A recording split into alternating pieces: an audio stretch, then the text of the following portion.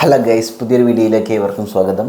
ഇന്ന് നമ്മൾ INTJ females unhealthy ആയിരിക്കുന്ന സമയത്ത് അവർ ചെയ്തേക്കാവുന്ന കുറച്ച് കാര്യങ്ങൾ, അവരെങ്ങനെയാണ് ഡീൽ ചെയ്യുന്നത്, എൻ്റെ ഒരു എക്സ്പീരിയൻസിനും ഒബ്സർവേഷനും എൻ്റെ ഒരു ചുരുങ്ങിയ ഒരറിവിൽ നിന്നും ഞാൻ മനസ്സിലാക്കിയുള്ള കുറച്ച് കാര്യങ്ങൾ നിങ്ങളുടെ പങ്കുവയ്ക്കാമെന്ന് വിചാരിക്കുന്നു. നിങ്ങൾ ആരെങ്കിലും INTJ ആണെങ്കിൽ നിങ്ങളുടെ ലൈഫിൽ ഏതെങ്കിലും INTJ ഇങ്ങനെ സഫർ ചെയ്യുന്നതായിട്ടൊക്കെ തോന്നുന്നുണ്ടെങ്കിൽ നിങ്ങൾക്കൊരു പക്ഷേ അവർ മാനേജ് ചെയ്യാനും സ്വയം മാനേജ് ചെയ്യാനൊക്കെ ഇത് ഹെൽപ്ഫുൾ ആയിരിക്കും എന്ന് വിചാരിക്കുന്നു. ആദ്യമായിട്ടാണ് നിങ്ങൾ യൂട്യൂബ് ചാനൽ കാണണമെങ്കിൽ ഒന്ന് സബ്സ്ക്രൈബ് ചെയ്യുക, ഷെയർ ചെയ്യുക, ലൈക്ക് ചെയ്യുക. ഓക്കെ, അപ്പോൾ ഇവിടുത്തെ ഒരു അവസ്ഥ എന്ന് വെച്ചാൽ INTJ പൊതുവേ INTJ ഫീമെയിൽസിനെ നമ്മൾ പറഞ്ഞ് വയ്ക്കുന്നത് അല്ലെങ്കിൽ നമ്മൾ മനസ്സിലാക്കുന്നത്, നമ്മൾ കാണുന്നത് വളരെ ബോൾഡായിട്ടുള്ള ലേഡീസായിട്ടാണ്.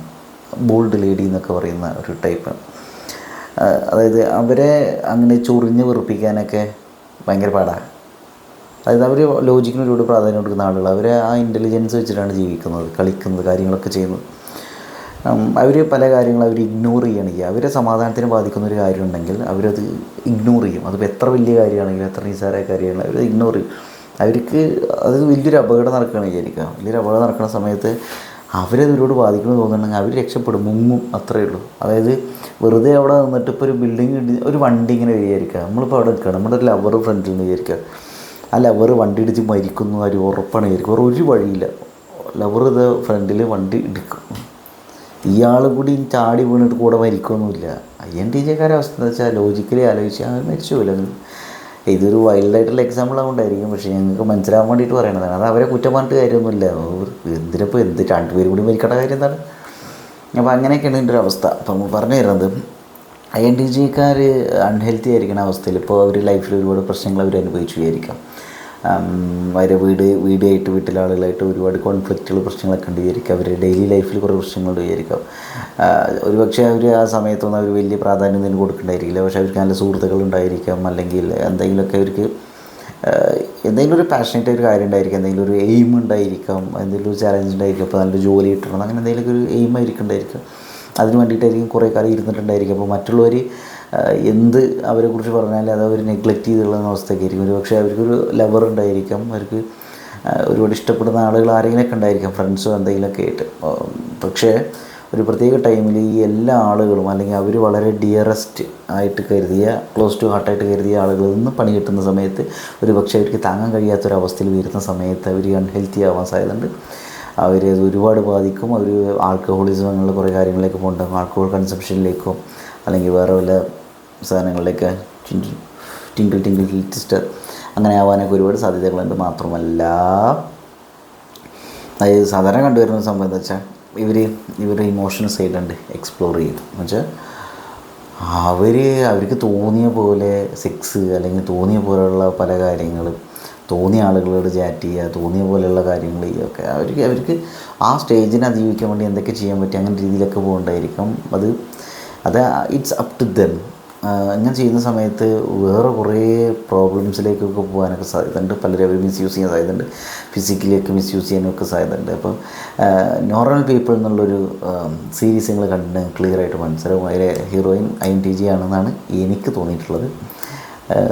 അവർ ഇങ്ങനെ അൺഹെൽത്തി ആയിട്ടുള്ള കുറേ കാര്യങ്ങളിലേക്ക് പോകും. പക്ഷേ ആ സമയത്ത് ഒരു പക്ഷേ അവർക്ക് ആവശ്യമുണ്ടായിരുന്നു. പക്ഷേ അവരുടെ ലൈഫിനെ എക്സ്പ്ലോർ ചെയ്യാൻ എന്തൊക്കെ വേണ്ടിയിട്ടാണ് ചെയ്യുന്നത്, ഒരു വളരെ ബോണ്ടേജ് ലെവലുള്ള സെക്സിലേക്കും അങ്ങനെയുള്ള കുറേ സാധനങ്ങളിലേക്ക് പോകുമ്പോൾ ഏറ്റവും സാധനം അവർക്ക് വളരെ രസമായിട്ടുള്ള, മുമ്പ് ഇഷ്ടമുണ്ടായിരുന്ന കുറേ കോൺഫ്ലിക്റ്റുകൾ, കമ്മ്യൂണിക്കേഷൻ ഇല്ലാത്തതുകൊണ്ട് സംഭവിച്ചിട്ടുള്ള ഒരാളെ തന്നെ അവർക്ക് ലൈഫിൽ കിട്ടും. പക്ഷേ ആ ഒരു കിട്ടുന്ന വരെയുള്ള ലൈഫിൽ അവർ അനുഭവിക്കുന്ന വലിയ രീതിയിലുള്ള വയലൻസും വലിയ രീതിയിലുള്ള പ്രശ്നങ്ങളുണ്ട്. അവർക്കത് ഫിസിക്കലി, മെൻ്റലി, ഇമോഷണലിയൊക്കെ അവർക്ക് പ്രശ്നമാകുമെന്ന് കരുതിയിട്ടും ആ ഹീറോയിൻ ഈ ബോണ്ടേജ് പോലുള്ള സെക്സിലും അതേപോലെ ഒട്ടും സാറ്റിസ്ഫൈയിങ് അല്ലാത്ത വളരെ വയലൻസിലേക്കും സ്വയം എടുത്തു ചാടുന്ന ഒരവസ്ഥയൊക്കെ ഉണ്ട്. അപ്പോൾ ഇതൊരു അൺഹെൽത്തി നേച്ചറാണ് കാണിക്കുന്നത്.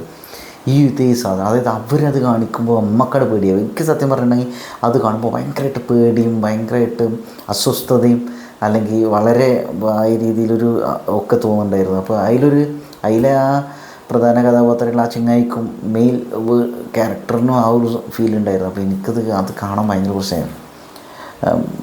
അപ്പോൾ ഇങ്ങനെയുള്ള ആളുകൾ അതിലുണ്ട് ഒരു അപ്പോൾ അങ്ങനെയുള്ള കുറേ ഇതിലേക്കൊക്കെ പോകുന്നുണ്ട്. വയലൻസൊക്കെ അവർ ശരിക്കും മനഃപൂർവ്വം അവർ വെൽക്കം ചെയ്യുന്ന രീതിയിൽ അതിലേക്ക് എടുത്ത് ചാടുന്ന രീതിയിലുള്ള കുറേ വിഷയങ്ങളുണ്ട്. വെറുതെ ഒരു ചങ്ങായി, അതായത് അവർക്കൊരു ഇമോഷണലി ഒരു പ്രശ്നം വരുന്ന സമയത്ത് ഒരു ചങ്ങായി ഫ്രണ്ടിൽ നിൽക്കുന്ന സമയത്ത് ഹലോ ഹൗ ആർ യു എന്ന് പറയുന്ന സമയത്ത് അയാളായിട്ടാണ് കണക്ഷൻ. പിന്നെ അയാളുടെ കൂടെ കുറേ കാലം ജീവിക്കുന്നത്. ഇപ്പോൾ സെക്ഷൻ്റെ കോഴ്സൊക്കെ അപ്പോൾ എന്നെ സംബന്ധിച്ചോളം ഒരു സെൻസിറ്റീവായ ഒരു മനുഷ്യൻ ലെവൽ INFJ ആണ് ഞാൻ എന്നാണ് എൻ്റെ ഒരു വിശ്വാസം. എന്നെ സംബന്ധിച്ചോളം ഇതൊക്കെ എനിക്കിത് പാടാണ്. പെട്ടെന്ന് ഒരാളായിട്ട് ഇങ്ങനെ ഒരു റിലേഷനോ അല്ലെങ്കിൽ ഈ വയലൻസ് രീതിയിലേക്ക് പോകുമ്പോൾ എനിക്കത് സൈക്കോ ഇത് കണ്ടുകൊണ്ടിരിക്കാൻ തന്നെ പാടാം. നിങ്ങളെ സിനിമകൾ കാണുക തന്നെ പറഞ്ഞാൽ തന്നെ ഭയങ്കര ബുദ്ധിമുട്ടാണ് എനിക്ക്. ബ്ലഡ് ഷെറ്റിലുള്ള വയലൻസ് ഉള്ള അല്ലെങ്കിൽ ഒരു ഇങ്ങനെയുള്ള സംഗതികളൊക്കെ ഭയങ്കര പ്രശ്നമാണത്.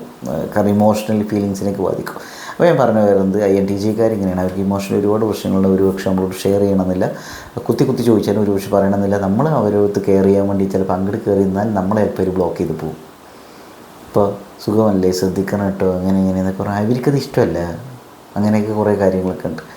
പക്ഷേ ഉള്ളിനുള്ളിൽ ആഗ്രഹിക്കുന്നുണ്ടായിരിക്കും, പക്ഷേ അവർ പുറത്ത് കാണിക്കില്ല. കാരണം അവർ ഒരുപാട് ഇൻഡിവിജ്വാലിറ്റിക്ക് പ്രാധാന്യം കൊടുക്കുന്ന ആളുകളാണ്. സെൽഫ് സഫിഷ്യൻസിക്ക് പ്രാധാന്യം കൊടുക്കുന്ന ആളുകളാണ്. അവർ എന്തെങ്കിലും പ്രശ്നമുണ്ടെങ്കിൽ അവർ സ്വയം ഡീൽ ചെയ്യാൻ വേണ്ടി ആഗ്രഹിക്കുന്ന ആളുകളാണ്. അപ്പോൾ അങ്ങനെയുള്ള സംഭവമൊക്കെയാണ്. അപ്പോൾ പ്രത്യേകിച്ച് അൺഹെൽത്തി ആയ രീതിയിൽ ഏതെങ്കിലും INTJ ഒക്കെ ഉണ്ടെങ്കിൽ അവരോട് പറയാം, if you want to take a break it's okay, എനിക്ക് കുഴപ്പമൊന്നുമില്ല, ഫ്രീ ആകുമ്പോൾ വിളിക്കുക എന്നൊക്കെ പറഞ്ഞിട്ട് അങ്ങനെ ഒരു കൂൾ വൈബ് നമ്മൾ കാണിച്ചിട്ട് അവർ റെഡിയാക്കുക. അല്ലാണ്ട് അവർ വലിയ ജഡ്ജ് ചെയ്ത് അവരായിട്ട് കോൺഫ്ലിക്റ്റുകൾ കച്ചറകളൊന്നും ഉണ്ടാക്കാണ്ടിരിക്കുക. അപ്പോൾ അങ്ങനെയൊക്കെയുള്ള കുറച്ച് കാര്യങ്ങളാണ് നമ്മുടെ അനുഭവത്തിൽ നിന്നാണ് പല കാര്യങ്ങൾ പഠിക്കുന്നത്. ഇപ്പോൾ അതൊക്കെ ശ്രദ്ധിക്കുക. പിന്നെ നമ്മൾ വല്ലാണ്ട് അവർക്ക് അല്ലെങ്കിൽ ഇമോഷണലി ഒരുപാട് പ്രശ്നം ഉണ്ടായിരിക്കുന്ന സമയത്ത് നമ്മൾ കൂടുതൽ നമ്മുടേതായ ഇമോഷണൽ പ്രശ്നങ്ങൾ കൂടി പറഞ്ഞിട്ട് അവരെ ഉറപ്പിക്കാണ്ടിരിക്കുക. ഇപ്പോൾ ഫോർ എക്സാമ്പിൾ ഇപ്പോൾ അവർക്ക് അങ്ങനൊരു വലിയൊരു പ്രശ്നം ഉണ്ടായി, നമ്മളെ ഗോസ്റ്റ് ചെയ്തിട്ട് പോയി, നമ്മളെ ബ്ലോക്ക് ചെയ്തിട്ട് പോയിരിക്കും. അതിന് നമുക്ക് ഒരുപാട് വിഷമമായി എന്നിട്ട് അവിടെ എത്ര ദിവസം ഞാൻ എത്ര സങ്കടപ്പെട്ടു എന്ന് അറിയാം. അങ്ങനെ പറഞ്ഞാൽ അവർക്കത് ഇറിറ്റേറ്റഡ് ആവും. കാരണം നമ്മുടെ ഇമോഷണൽ കാര്യം വലിയൊരു വെയിറ്റായിട്ട് അവർ ഓൾറെഡി വലിയ വെയിറ്റ് സഹിച്ചിട്ട് അവരിക്കുന്നുണ്ടാവും. അതിലേക്ക് ഈ സാധനം കൂടി കൊണ്ടുവയ്ക്കുമ്പോൾ അവർക്കത് വലിയ വിഷയമാണ്. അപ്പോൾ അതൊക്കെ മനസ്സിലാക്കുക. ഇപ്പോൾ അങ്ങനെയൊക്കെ കുറച്ച് കാര്യങ്ങളെക്കുറിച്ചൊക്കെ ധാരണ ഉണ്ടാക്കുക. അപ്പോൾ അത്രയേ ഉള്ളൂ. നമ്മുടെ ലൈഫിൽ ഏതെങ്കിലും INTJ ഉണ്ടെങ്കിൽ കമൻറ്റ് ചെയ്യുക. നിങ്ങളൊരു INTJ ആണെങ്കിൽ കമൻറ്റ് ചെയ്യുക. ഞാൻ പറയുന്നതിൽ എന്തെങ്കിലും പൊട്ടത്തരങ്ങൾ അപാകതകളുണ്ടെങ്കിൽ അത് കമൻറ്റ് ചെയ്യും. അപ്പോൾ അത്രയേ ഉള്ളൂ. അപ്പോൾ നമുക്ക് സൈക്കോളജിയുടെ വേറൊരു വീഡിയോ ആയിട്ട് നമുക്ക് വീണ്ടും കാണാം. അപ്പോൾ താങ്ക് യു.